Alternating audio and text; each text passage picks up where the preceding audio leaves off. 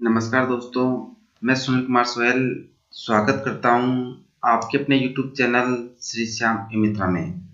आज मैं आपको बताने वाला हूं government college BA BSc BCom प्रथम सेमेस्टर का एडमिशन फॉर्म प्रवेश फॉर्म आप कैसे फिलअप कर पाओगे, स्टेप टू स्टेप आपको संपूर्ण जानकारी देने वाला हूं।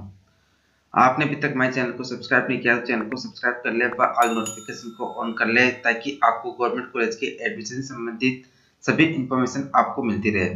तो वीडियो को शुरू करते हैं कि आप गवर्नमेंट कॉलेज का बीए बीएससी बीकॉम प्रथम वर्ष का एडमिशन फॉर्म प्रवेश फॉर्म आप कैसे फिलअप कर पाओगे।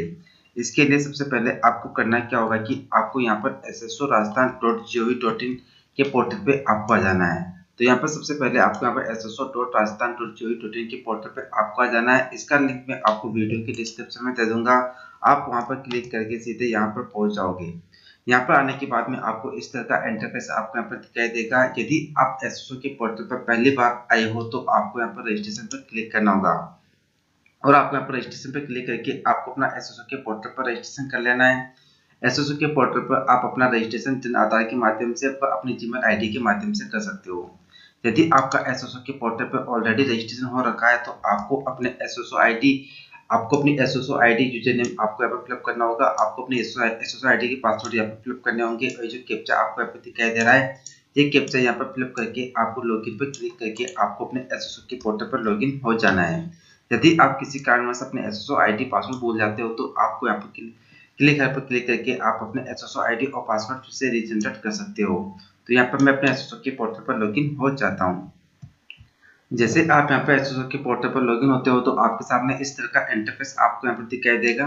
यहाँ पर आपको विभिन्न सर्विसेज की ऐप आपको यहाँ पर दिखाई देंगे।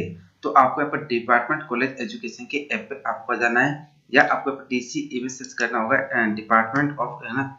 जैसे आप यहाँ पर डीसीई आप यहाँ पर सर्च करते हो तो यहाँ पर देख लीजिए कि आपको यहाँ पर डिपार्टमेंट ऑफ कॉलेज एजुकेशन का ऐप आपको मिल जाता है डीसीई।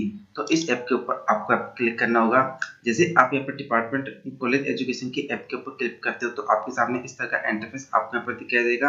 यहाँ पर आप इसकी ऑफिशियल वेबसाइट पर पहुंच जाओगे। यहाँ पर देख लीजिए कि आपको ऊपर प्रवेश कार्यक्रम एडमिशन शेड्यूल यहाँ पर दिया गया है। यहाँ पर क्लिक करके आप इसका नोटिफिकेशन डाउनलोड कर पाओगे, एडमिशन शेड्यूल का डाउनलोड कर पाओगे कि आपकी फॉर्म कब से कब तक भेज जाएंगी, आपकी मेरिट लिस्ट कब जारी हो रही है और इसकी फॉर्म और यहाँ पर सामान्य डिटेल्स पर क्लिक करके आप इसके फॉर्म भरने से संबंधित सामान्य जानकारी आप यहाँ पर प्राप्त कर पाओगे। बट आज मैं आपको केवल ऑनलाइन फॉर्म फिलअप करके बताने वाला हूँ। तो मैं यहाँ पर स्क्रॉल करते हुए नीचे आ जाता हूँ। नीचे आने के बाद में आपको आवेदन हेतु यहाँ पर क्लिक करें। आपको अपना कॉलेज का एडमिशन फॉर्म फिलअप करने के लिए आवेदन हेतु यहाँ पर क्लिक करके लिंक पर क्लिक करना होगा। जैसे आप इस लिंक के ऊपर क्लिक करते हो तो आपके सामने इस तरह का इंटरफेस आपको यहाँ पे दिखाई देगा। सबसे पहले आपको अपनी कॉलेज का चयन करना होगा कि आपकी कॉलेज कौन से जिले के अंदर, कौन से डिस्ट्रिक्ट के अंदर है। तो आपको सबसे पहले डिस्ट्रिक्ट का चुनाव कर लेना है। डिस्ट्रिक्ट का चुनाव करने के बाद में आपके डिस्ट्रिक्ट का यहाँ पर चुनाव किया है उस जिले के अंदर जितनी भी कॉलेज होगी वो आपको यहाँ पर दिखाई देगी। जिस कॉलेज में भी आपको यहाँ पर एडमिशन लेना है उसके सामने वाले लिंक के ऊपर आपको यहाँ पर क्लिक करना होगा। जैसे आप यहाँ कॉलेज के लिंक के ऊपर क्लिक करते हो तो आपके सामने इस तरह का इंटरफेस आपको यहाँ पर दिखाई देगा। यदि आप राजस्थान के मूल निवासी हो तो आपको यहाँ पे यस पे क्लिक करना होगा और यस पे क्लिक करने के बाद में आपको अपने जन आधार कार्ड नंबर यहाँ पे फिलअप करने होंगे और आपको यहाँ पे गेट डिटेल पे क्लिक करना होगा। जैसे आप यहाँ पर जन आधार नंबर फिलअप करने के बाद में गेट डिटेल पे क्लिक करते हो तो आपके जन आधार से में जितने मेंबर ऐड होंगे उनके नाम आपको यहाँ पर शो जाएंगे। अब यहाँ पर आपको डिसाइड करना है कि आपको जिसका फॉर्म फिलअप करना है उसके सामने वाले चेकबॉक्स पे आपको यहाँ पर क्लिक करना होगा। जैसे आप यहाँ पे चेकबॉक्स पे क्लिक करते हो तो उसके जन आधार में लिंक मोबाइल नंबर पे एक ओटीपी सेंड की जाएगी। वो ओटीपी आपको यहाँ पर वेरीफाई करनी होगी। तो जैसे मेरे मोबाइल नंबर पर ओटीपी आ गई तो मैं यहाँ पर ओटीपी वेरीफाई कर देता हूँ। तो आपको यहाँ पर ओटीपी वेरीफाई करनी होगी और वेरीफाई ओटीपी पे आपको यहाँ पर क्लिक करना होगा। जैसे आप यहाँ पे वेरीफाई ओटीपी पे क्लिक करते हो तो आपके सामने इस तरह का इंटरफेस आपको यहाँ पे दिखाई देगा। यहाँ पर आपका फॉर्म यहाँ पर ओपन हो गया है। तो सबसे पहले आपको अपनी basic detail of the qualification आपकी क्वालिफिकेशन की बेसिक डिटेल आपको यहाँ पर फिलअप करनी होगी। सबसे पहले आपको 12th क्लास की डिटेल आपको यहाँ पर फिलअप करनी होगी। आपको यहाँ पर बताना होगा कि आपने 12th क्लास कौन से बोर्ड से पास किया है। यदि आपने 12th क्लास राजस्थान बोर्ड से पास किया है वो भी 2022-23-24 के अंदर तो आपको यहाँ पर राजस्थान बोर्ड का चयन करना होगा। यदि आपने 12th क्लास सीबीएसई बोर्ड से पास किया है तो आपको यहाँ पे सीबीएसई बोर्ड आपको यहाँ पर सेलेक्ट करना होगा। यदि आपने आईटीआई किए हुए तो आपको यहाँ पर आईटीआई के लिंक पे क्लिक करना होगा। यदि आपने कोई पॉलिटेक्निक डिप्लोमा किया है तो आपको यहाँ पर पॉलिटेक्निक डिप्लोमा का चयन करना होगा। यदि इनमें से आपने कोई सा भी कोर्स नहीं किया है तो आपको यहाँ पर अदर पर क्लिक करके आपको यहाँ पर अपना फॉर्म फिलअप करना होगा। इसका भी यहाँ पर फॉर्म फिलअप कर रहा हूँ। स्टेट 12th क्लास आसपास बोर्ड से पास किया है, वो भी 2023 या 24 के अंदर। तो यहाँ पर मैं राजस्थान बोर्ड का चयन कर लेता हूँ। जैसे आप यहाँ पर राजस्थान बोर्ड का चयन करते हो तो आपको यहाँ पर स्क्रॉल करते हुए नीचे आना होगा और नीचे आने के बाद में आपको अपने 12th क्लास के आरबीसी आपको अपने यहाँ पर 12th क्लास के रोल नंबर आपको यहाँ पर फिलअप करने होंगे। यहाँ पर आपको अपने 12th क्लास का रोल नंबर आपको फिलअप करना होगा और यहाँ पर एप्लीकेंट नेम जिसका भी आप आवेदन कर रहे हो उसका फर्स्ट अल्फाबेट आपको यहाँ पर फिलअप करना होगा। जैसे कि मैं यहाँ पर जिसका आवेदन कर रहा हूँ उसका फर्स्ट अल्फाबेट नवीन नाम है तो यहाँ पर मैं एन सेलेक्ट कर लेता हूँ। उसी प्रकार फादर्स का फर्स्ट अल्फाबेट भी आपको यहाँ पर सेलेक्ट करना होगा। तो ईयर ऑफ पासिंग आपने 12th क्लास कौन से ईयर के अंदर पास की वो ईयर आपको यहाँ पर सेलेक्ट करना होगा। और ये जो कैप्चा आपको यहाँ पर दिखाई दे रहा है ये कैप्चा आपको यहाँ पर इस तरह से आपको यहाँ पर फिलअप करना होगा और नीचे आने के बाद में आपको यहाँ पर गेट डिटेल के ऊपर आपको यहाँ पर क्लिक करना होगा।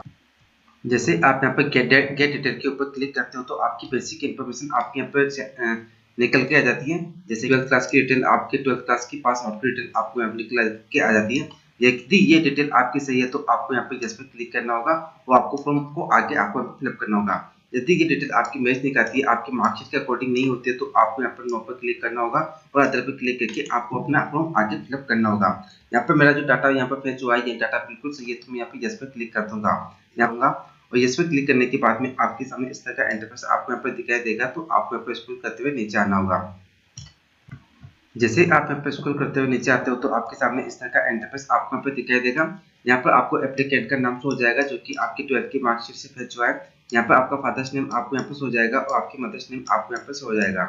यहाँ पर आपकी जेंडर आपके जनादा से पूछ जाएगा कि मेल फीमेल आप कौन से जेंडर से बिलोंग करते हो। यहाँ पर आपको अपनी डेट ऑफ बर्थ सेलेक्ट कर लेनी है। यहाँ पर आपको अपनी डेट ऑफ बर्थ आपकी 10th की मार्कशीट के अकॉर्डिंग आपको सेलेक्ट करनी होगी। सबसे पहले आपको यहाँ पर ईयर सेलेक्ट करना होगा। ईयर सेलेक्ट करने के बाद में मंथ सेलेक्ट करना होगा और मंथ सेलेक्ट करने के बाद में आपको यहाँ पर डेट सेलेक्ट करनी होगी। डेट ऑफ बर्थ सेलेक्ट करने के बाद में आपको अपने एक्टिव मोबाइल नंबर आपको यहाँ पर फिलअप करने होंगे ताकि आपकी एडमिशन संबंधी जो भी इंफॉर्मेशन होगी वो आपके इस मोबाइल नंबर पर ही सेंड की जाएगी। इसलिए आपको अपने एक्टिव मोबाइल नंबर ही यहाँ पर सेंड करने हैं। जैसे कि आपकी मेरिट लिस्ट जारी होती है तो उसकी इन्फॉर्मेशन वगैरह वगैरह। फिर आपकी एक्टिव ईमेल आईडी आपको यहाँ पर फिलअप करनी होगी। एक्टिव ईमेल आईडी फिलअप करने के बाद में आपका वोटर आईडी कार्ड है तो आपको अपना voter ID card number fill up करना होगा। बट यहाँ पर वोटर आईडी कार्ड नंबर देना यहाँ पर कंपल्सरी नहीं है तो आप यहाँ पर इसको ब्लैंक भी छोड़ सकते हो क्योंकि आपको यहाँ पर स्टार मार्क लगा हुआ नहीं है। यह सभी डिटेल फिलअप करने के बाद में आपको यहाँ पर स्क्रॉल करते हुए आपको यहाँ पर नीचे आना होगा। नीचे आने के बाद में आपके आधार कार्ड नंबर आपको यहाँ पर फिलअप करने होंगे। आधार कार्ड नंबर आपको यहाँ पर फिलअप करने होंगे। यदि आपका आधार कार्ड नहीं बना हुआ है तो आपको आधार कार्ड के लिए आवेदन कर देना है और आवेदन करने के बाद में आपको अपने आधार कार्ड के जो एनरोलमेंट नंबर होते हैं उसके चेकबॉक्स पे आपको क्लिक करना होगा और आपको अपने आधार कार्ड के एनरोलमेंट नंबर आपको यहाँ पर फिलअप करने होंगे। बट मेरा आधार कार्ड बना जिसका मैं आवेदन कर रहा हूँ उसका आधार कार्ड बना है तो मैं आधार कार्ड के चेकबॉक्स पे क्लिक कर दूंगा और उसके आधार कार्ड नंबर यहाँ पर फिलअप कर दूंगा। इसके बाद में आपकी जन आधार कार्ड नंबर आपको यहाँ पर फिलअप करने होंगे जो कि आपने जन आधार कार्ड वेरीफाई करवाया था ओटीपी से तो वहां से आपके जन आधार कार्ड नंबर आप पर फिलअप होते हैं। फिर आपकी कैटेगरी आपको यहाँ पर फिलअप करनी होगी। जो भी आपकी कैटेगरी है वो आपकी जन आधार से यहाँ पर फेच हो गई है। आपकी एससी एसटी ओबीसी जो भी कैटेगरी है वो आपको यहाँ पर चयन करना होगा। कैटेगरी का चयन करने के बाद में आप नॉन क्रिमिनल कैटेगरी से बिलोंग करते हो या क्रिमिनल कैटेगरी से आप यहाँ पर बिलोंग करते हो आपको यहाँ पर यस नो में आंसर देना होगा। जिसका मैं आपको यहाँ पर आवेदन कर रहा हूँ वो नॉन क्रिमिनल कैटेगरी से बिलोंग करता है तो मैं यहाँ पर नो पर क्लिक कर देता हूँ। बट यहाँ पर एससी एसटी के लिए यहाँ पर क्रिमिनल और नॉन क्रिमिनल कैटेगरी का ऑप्शन आपको यहाँ पर शो नहीं होगा। यहाँ पर केवल ये ओबीसी के लिए ही है। फिर आपका कैटेगरी का सेलेक्ट करने के बाद में आपका कास्ट सर्टिफिकेट कब इशू हुआ था उस डेट का आपको यहाँ पर चयन करना होगा। यदि आप ओबीसी कैटेगरी से बिलोंग करते हो तो आपका कास्ट सर्टिफिकेट जाति प्रमाण पत्र 3 साल से अधिक का पुराना नहीं होना चाहिए। तो आपका मेरा यहाँ पर जिसका मैं यहाँ पर आवेदन कर रहा हूँ उसका कास्ट सर्टिफिकेट 2022 के अंदर और मई के अंदर उसका जारी हुआ था तो मैं सेलेक्ट कर लेता हूँ और डेट सेलेक्ट कर लेता हूँ। तो यहाँ पर मैंने देख लीजिए कि मेरा जाति प्रमाण पत्र कब जारी हुआ था उसकी डेट मैंने यहाँ पर सेलेक्ट कर ली है। यदि आपका जाति प्रमाण पत्र 1 साल से पुराना है तो इस केस के अंदर आपको अपना एफिडेविट आपको यहाँ से डाउनलोड करना होगा। ये एफिडेविट आपको यहाँ से डाउनलोड करना होगा और इसको फिलअप करके और इसको नोटरी करवा के आपको यहाँ पर नीचे अपलोड करना होगा। यदि आपका ओबीसी कास्ट सर्टिफिकेट 1 ईयर से पुराना है तो आपको अपना ये एफिडेविट आपको यहाँ पर डाउनलोड करके अपलोड करना होगा। बट कि एससी एसटी वालों के लिए लागू नहीं है। तो यहाँ पर मैं आपको आगे चलता हूँ। ये आपको यहाँ पर अपलोड करना होगा। फिर आपको यहाँ पर स्क्रॉल करते हुए नीचे आना होगा और नीचे आने के बाद में आपकी क्या कास्ट है आपकी कास्ट का आपको यहाँ पर चयन करना होगा। यहाँ जो जिस कास्ट से भी आप बिलोंग करते हो वो कास्ट का आपको यहाँ पर चयन करना होगा। जैसे कि आप गुर्जर से बिलोंग करते हो तो आपको यहाँ पर गुर्जर का आपको यहाँ पर चयन करना होगा। यदि आपकी यहाँ पर कास्ट नहीं आती है तो आपको यहाँ पर अदर पर क्लिक दिखाई नहीं देती है, शो नहीं होती है, तो आपको यहाँ पर अदर पर क्लिक करना होगा और आपकी कास्ट का नाम भी आपको यहाँ पर देना होगा। जो भी आपकी कास्ट है वो आपको यहाँ पर देना होगा। इस तरह से यहाँ पर केवल मैं आपको एग्जाम्पल के तौर पर बता रहा हूँ। पीओ या पेज कैंडिडेट हो तो आपको यहाँ पर यस पर क्लिक करना होगा, अन्यथा आपको यहाँ पर नो पर क्लिक करना होगा। यदि आप यहाँ पर यस पर क्लिक करते हो तो आपको यहाँ पर बताना होगा कि आप कौन सी कैटेगरी से आप यहाँ पर दिव्यांग हो। दिव्यांग मोर देन 40 डिसेबिलिटी, तो आपको यहाँ पर क्लिक करना होगा। बट यहाँ पर मैं जिसका भी आवेदन कर रहा हूँ पेज कैंडिडेट नहीं है, फिजिकल हैंडीकैप नहीं है, तो मैं यहाँ पर नो पर क्लिक कर दूंगा। नो पर क्लिक करने के बाद में do you belong to minority, यदि आप माइनॉरिटी से बिलोंग करते हो तो आपको यहाँ पर यस पर क्लिक करना होगा, अन्यथा आपको यहाँ पर नो पर क्लिक करना होगा। यदि आप रक्षा कर्मचारी के वार्ड हो तो आपको यहाँ पर यस पर क्लिक करना होगा, अन्यथा आपको यहाँ पर नो पर क्लिक करना होगा। यदि आप यहाँ पर यस पर करते हो, यस पर क्लिक करते हो तो उससे संबंधित आपका यहाँ पर सर्टिफिकेट भी आपको यहाँ पर अपलोड करना होगा। फिर आप यहाँ बीपीएल कैटेगरी से बिलोंग करते हो तो आपको यहाँ पर यस पर क्लिक करना होगा, अन्यथा आपको यहाँ पर नो पर क्लिक करना होगा।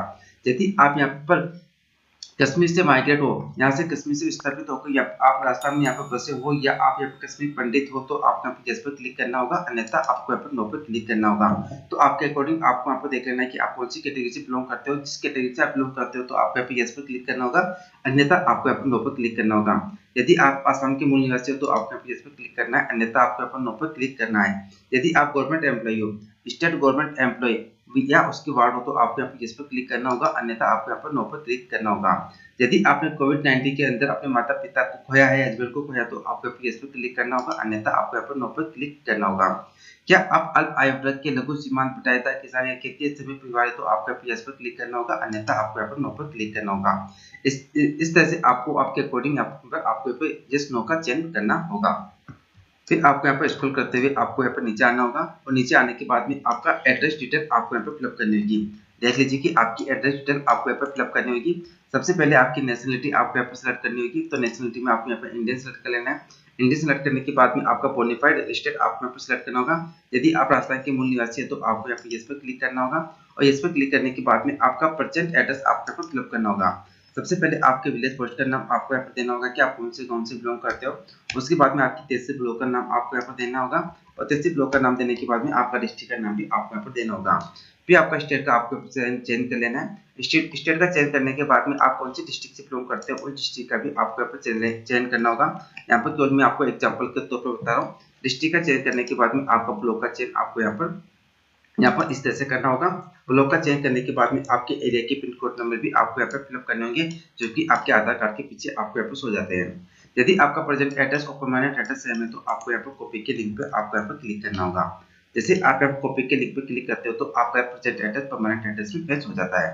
इस तरह से आपको अपनी एड्रेस डिटेल आपको यहाँ पर फिलअप करनी होगी। एड्रेस डिटेल फिलअप करने के बाद में आपको यहाँ पर स्क्रॉल करते हुए नीचे आना होगा। एड्रेस डिटेल फिलअप करने के बाद में यहाँ पर देख लीजिए 4 नंबर पॉइंट के ऊपर क्लेम फॉर बोनस मार्क। यदि आप बोनस मार्क के लिए क्लेम करते हो तो आपको यहाँ पे यस पे क्लिक करना होगा। यदि आप बोनस मार्क के लिए क्लेम नहीं करते हो तो आपको यहाँ पर नो पर क्लिक करना होगा। फिर यहाँ पर डिटेल फिलअप करने के बाद में आपको यहाँ पर 5 नंबर पॉइंट के ऊपर आपकी detail of the last qualification exam, आपके क्वालिफिकेशन एग्जाम की डिटेल आपको यहाँ पर फिलअप करनी होगी। आपको अपने क्वालिफिकेशन एग्जाम की डिटेल आपको कैसे फिलअप करनी है, सबसे पहले आपको यहाँ पर देख लीजिए कि आपको अपनी 10th क्लास की यहाँ पर सेकेंडरी डिटेल आपको यहाँ पर फिलअप करनी होगी। सेकेंडरी की डिटेल फिलअप करने के लिए सबसे पहले आपको यहाँ पर बोर्ड का चयन करना होगा कि आपने 10th क्लास कौन से बोर्ड से पास किए, आरबीएससी से, सीबीएसई से या स्टेट ओपन से पास किए। तो आपके अकॉर्डिंग आपको यहाँ पर देख लेना है कि आपने 10th क्लास कौन से बोर्ड से पास किए।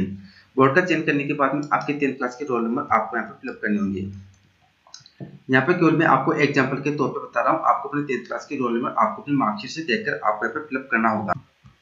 10th क्लास का रोल नंबर फिलअप करने के बाद में आपने 10th क्लास कौन से स्कूल से पास किया था उसका नाम भी आपको यहाँ पर फिलअप करना होगा, जो कि आपकी मार्कशीट के ऊपर आपको यहाँ पर सो जाएगा। स्कूल का नाम फिलअप करने के बाद में आपने 10th क्लास कौन से ईयर के अंदर पास किया था वो ईयर आपको यहाँ पर सेलेक्ट करना होगा। फिर आपके 10th क्लास के टोटल मार्क्स कितने थे वो टोटल मार्क्स का आपको फिलअप करना होगा। फिर आपके ऑप्टेड मार्क कितने थे, ऑप्टेड मार्क आपको फिलअप करना होगा। जैसे आपके ऑप्टेड मार्क आप यहाँ पे फिलअप करते हो और टैब का बटन दबाते हो तो आपके कितने परसेंटेज थे वो आपके यहाँ पर हो जाएंगे। फिर आपका रिजल्ट आपको यहाँ पर सेलेक्ट करना होगा कि पास क्या है आपका रिजल्ट, वो आपको यहाँ पर सेलेक्ट करना होगा। 10th क्लास की डिटेल फिलअप करने के बाद में आपको अपने 12th क्लास की डिटेल भी आपको यहाँ पर फिलअप करनी होगी। 12th क्लास की डिटेल आपने जो अपने 12th क्लास की डिटेल आपने रोल नंबर फिलअप करने के बाद में जो वहाँ से वेरीफाई करवाई थी, आपकी 12th क्लास की डिटेल वहाँ से आपके यहाँ पे वेरीफाई होगी है। आपने कौन से बोर्ड से पास किया है, आपके 12th क्लास की रोल नंबर, आपने 12th क्लास कौन से स्कूल से पास किया उसका नाम आपको यहाँ पर फिलअप करना होगा, जो कि आपकी मार्कशीट पे हो जाएगा। कौन से ईयर में आपने 12th क्लास पास किया, आपके क्या सब्जेक्ट थे, कितने का टोटल मार्क कितने थे, आपके कितने नंबर आए थे और आपके कितने परसेंटेज बन रहे हैं। केवल आपका यहाँ पर रिजल्ट के अंदर आपको तो पास सेलेक्ट करना होगा। इस तरह से आपको अपनी 12th क्लास की डिटेल आपको यहाँ पर फिलअप करनी होगी। फिर आपको यहाँ पर नीचे बताना होगा कॉलेज फॉर अप्लाई, कौन सी कॉलेज के लिए आपने अप्लाई किया है, इसको एक बार आपने अच्छी तरह से कंफर्म कर लेना है। इसके अंदर कोई आपने गलती कर दी तो इसको आप यहाँ पर फिर से एडिट कर सकते हो। फिर क्लास अप्लाई करो, आप कौन सी क्लास के लिए आप यहाँ पर अप्लाई कर रहे हो। यदि आप बीए यहाँ पर देख लीजिए बीए पार्ट फर्स्ट के लिए अप्लाई कर रहे हो या बीकॉम पार्ट फर्स्ट के लिए अप्लाई कर रहे हो या बीएससी पार्ट फर्स्ट मैथ या बीएससी पार्ट बायो के लिए आप यहाँ पर अप्लाई कर रहे हो। यहाँ पर मैं जिसका फॉर्म फिलअप कर रहा हूँ मैं बीए पार्ट फर्स्ट के लिए अप्लाई कर रहा हूँ, तो मैं बीए पार्ट फर्स्ट यहाँ पर चेंज कर लेता हूँ, बीए पार्ट फर्स्ट का यहाँ पर चेंज कर लेता हूँ। यदि आप बीएससी बायो के लिए अप्लाई कर रहे हो तो आपको बीएससी पार्ट बायो के लिए अप्लाई करना होगा। अप्लाई करने के लिए बाद में आपको अपना यहाँ पर सब्जेक्ट कॉम्बिनेशन भी आपको यहाँ पर सेलेक्ट करना होगा। तो आपके अकॉर्डिंग आपको यहाँ पर देख लेना है कि आप कौन सी क्लास के लिए आप यहाँ पर अप्लाई कर रहे हो। तो यहाँ पर मैं बीए पार्ट फर्स्ट के लिए अप्लाई कर रहा हूँ। क्लास अप्लाई करने के बाद में आपका यहाँ पर सब्जेक्ट कॉम्बिनेशन आपको यहाँ पर सेट करना होगा। यहाँ पर देख लीजिए आपका सब्जेक्ट कॉम्बिनेशन को आपकी प्राथमिकता के अनुसार आपको यहाँ पर चुनना होगा और संयोजन वरीयता आपको यहाँ पर देनी होगी, उसकी प्रायोरिटी भी आपको यहाँ पर देनी होगी। प्रत्येक समूह से केवल आप एक विषय का चयन करते हुए वरीयता के अनुसार विशेष संयोजन का चयन कर सकते हैं। आपको वही विशेष संयोजन आवंटित होगा जो महाविद्यालय में यहाँ पर उपलब्ध होगा या रिक्त होगा। जहां आप 3 से अधिक विशेष संयोजन है कम से कम आपको 3 अधिकतम 7 विशेष संयोजन आपको यहाँ पर चयन करने होंगे। यहाँ पर कम से कम आपको यहाँ पर 3 सब्जेक्ट कॉम्बिनेशन और अधिकतम आपको यहाँ पर 7 सब्जेक्ट कॉम्बिनेशन आपको यहाँ पर सेलेक्ट करने होंगे।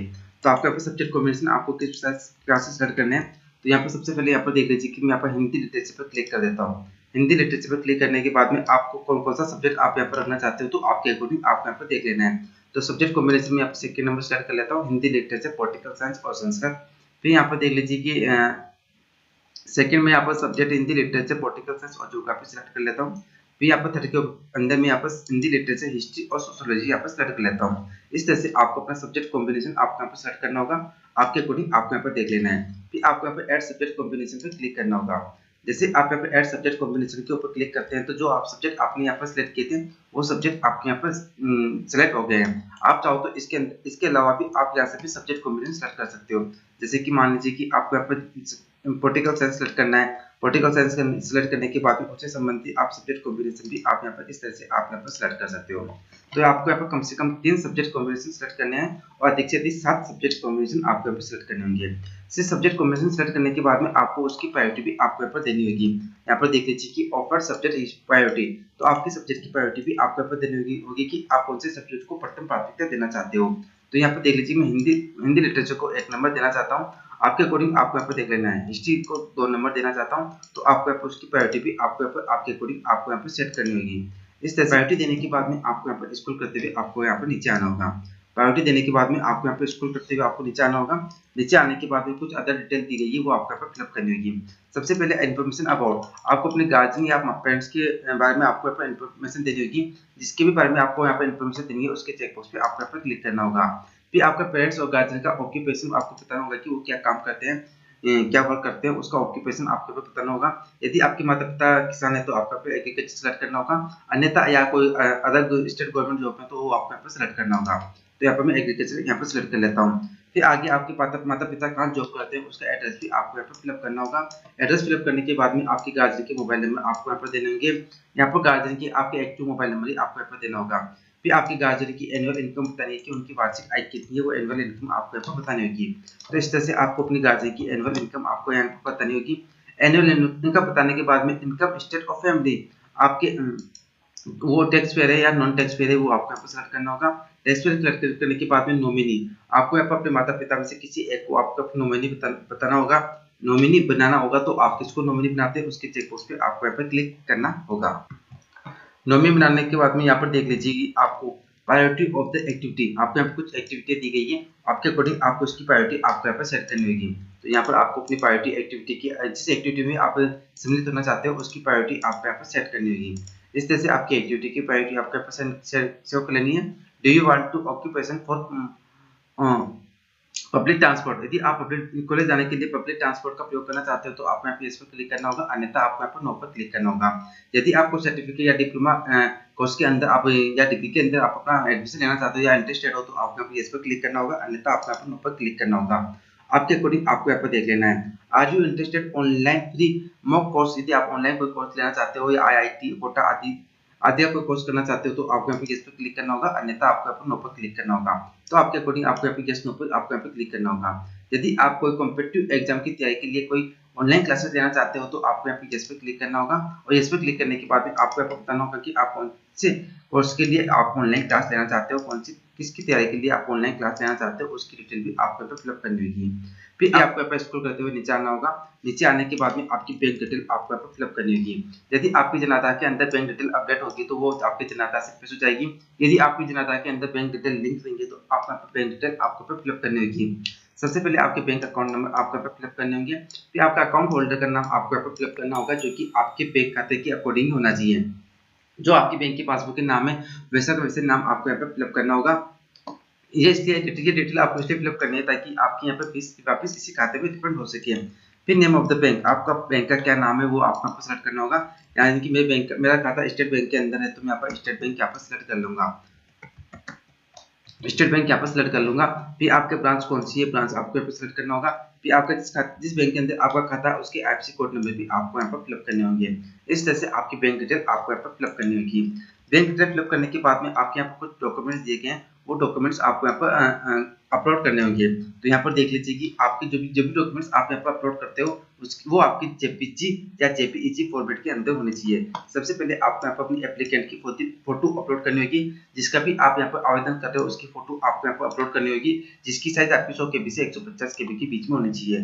फोटो अपलोड करने के बाद में आपको यहाँ पर एप्लीकेंट की सिग्नेचर आपको अपलोड करने होंगे, जिसकी साइज आपकी 50 KB से 100 KB के बीच में होनी चाहिए। फोटो सिग्नेचर अपलोड करने के बाद में आपकी बैंक पासबुक का फ्रंट पेज भी आपको यहाँ पर अपलोड करना होगा। फिर आपका जाति प्रमाण पत्र आपको यहाँ पर अपलोड करना होगा। यदि आप OBC या EWS कैटेगरी से बिलोंग करते हो और आपका जाति प्रमाण पत्र या EWS सर्टिफिकेट आपका 1 ईयर से अधिक पुराना है तो आपका उसका एफिडेविट भी आपको यहाँ पर अपलोड करना होगा। जैसे भी डॉक्यूमेंट्स आपको यहाँ पर चूज फाइल पर क्लिक करके आपको यहाँ पर अपलोड करने होंगे। डॉक्यूमेंट्स अपलोड करने के बाद में आपको यहाँ पर स्क्रॉल करते हुए नीचे आना होगा, और नीचे आने के बाद में आपको यहाँ पर चेकबॉक्स पर क्लिक करना होगा और आपको यहाँ पर सबमिट पर क्लिक करना होगा। जैसे आप यहाँ पर सबमिट पे क्लिक करते हो तो आपके सामने इस तरह का इंटरफेस आपको यहाँ पर दिखाई देगा। यहाँ पर आपको इसका कुछ फॉर्म फीस के लिए आपको कुछ यहाँ पर पेमेंट करना होगा, वो आपको यहाँ पर हो जाएगा। आप इसका पेमेंट आपको यहाँ पर नेट बैंकिंग के माध्यम से भी कर सकते हो, या आप क्रेडिट या डेबिट कार्ड के माध्यम से भी आपका इसका पेमेंट कर सकते हो। यदि आप डेबिट कार्ड के लिए इसका पेमेंट करना चाहते हो तो आपको यहाँ पर एग्रीगेटर पर क्लिक करना होगा और आपका बैंक आपको सेलेक्ट करके ओपन हो गई है। आप यहाँ पे QR कोड के माध्यम से भी आप इसका पेमेंट कर सकते हो।